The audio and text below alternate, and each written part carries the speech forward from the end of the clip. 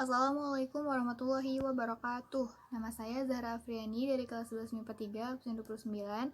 Kali ini saya akan menjelaskan bagaimana peristiwa proklamasi itu dan apa maknanya bagi kehidupan.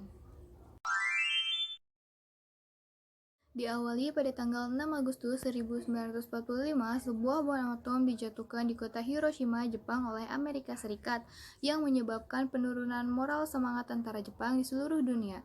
Keesokan harinya, pada tanggal 7 Agustus 1945, dibentuklah PPKI yang diketuai oleh Insinyur Soekarno dan Muhammad Hatta sebagai wakilnya.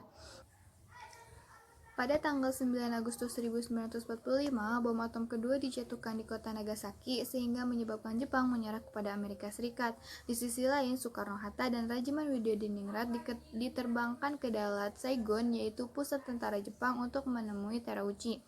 Nah, pada tanggal 10 Agustus, Sultan Syahrir mendengar melalui radio bahwa Jepang telah menyerah kepada Amerika Serikat tanpa syarat. Kemudian pada tanggal 12 Agustus 1945, Jepang melalui Jenderal Terauchi mengatakan kepada Soekarno-Hatta bahwa pemerintah Jepang akan segera memberikan kemerdekaan kepada Indonesia setelah Soekarno-Hatta kembali ke Indonesia. Nah, 2 hari setelahnya, Sultan Syahrir mendesak agar Soekarno segera memproklamasikan kemerdekaan. Peristiwa penting terjadi pada tanggal 16 Agustus 1945, di mana Soekarno, Hatta, Fatmawati, dan Guntur dibawa oleh golongan muda ke Rengas Dengklok. Tujuannya adalah agar kedua tokoh tersebut terbebas dari pengaruh Jepang yang akan memberikan kemerdekaan Indonesia. Rengas Dengklok terjadi akibat adanya perbedaan pemikiran antara golongan tua dan golongan muda, di mana golongan muda ingin mempercepat proklamasi kemerdekaan, sedangkan golongan tua ingin menunggu keputusan resmi dari Jepang. Dan pada akhirnya, 16 Agustus 1945, Soekarno-Hatta dan golongan muda menyusun naskah proklamasi di rumah Laksamana Maeda Tadashi. Keesokan harinya, pada tanggal 17 Agustus 1945, pembacaan naskah proklamasi di Jalan Pegangsaan Timur nomor 56. Dan pada tanggal 18 Agustus 1945, PPKI mengesahkan Pancasila dan UUD 1945 sebagai dasar negara. Yang pertama, menandai lahirnya bangsa Indonesia sebagai bangsa yang merdeka. Peristiwa proklamasi menandai kelahiran negara Indonesia sebagai pernyataan atas kemerdekaannya. Kemudian yang kedua, puncak perjuangan Indonesia.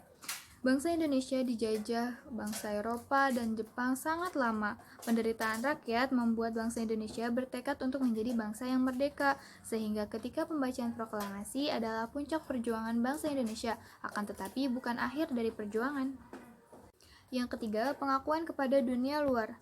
Dengan membacakan proklamasi, Indonesia mengumumkan kepada dunia luar bahwa Indonesia adalah negara yang merdeka, berdaulat, dan sejajar dengan negara lain yang disebut dengan pengakuan de facto, dan diikuti pula dengan pengakuan secara de jure.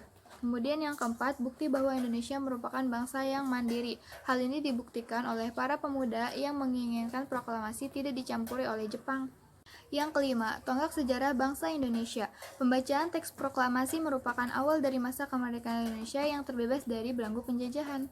Dan yang keenam, landasan untuk bersikap terhadap dunia. Bertahun-tahun dijajah oleh bangsa asing, akhirnya setelah proklamasi kemerdekaan, bangsa Indonesia menjadi bangsa yang merdeka dan bebas untuk menentukan sikap terhadap dunia. Pada bidang sosial, proklamasi memberikan kesempatan kepada seluruh masyarakat Indonesia untuk menjadi masyarakat yang mandiri dan berjiwa sosial tinggi. Pada bidang budaya, negara Indonesia memiliki kebudayaannya sendiri dan tidak plagiat dari negara lain. Oleh sebab itu, Indonesia harus melestarikan kebudayaannya. Untuk bidang ekonomi, negara Indonesia dapat mengatur perekonomiannya sendiri yang disesuaikan oleh UUD 1945, tepatnya pada pasal 33. Di bidang politik pula, negara Indonesia memiliki sistem pemerintahan kedaulatan rakyat, yaitu kekuasaan tertinggi berada di tangan rakyat. Yang terakhir, di bidang pendidikan, rakyat Indonesia dapat belajar dengan baik tanpa mementingkan status sosial, mampu meningkatkan kualitas masyarakat, terbebas dari penjajahan, dan menikmati hidup yang nyaman. Itu saja dari saya, kurang lebihnya mohon maaf. Wassalamualaikum warahmatullahi wabarakatuh.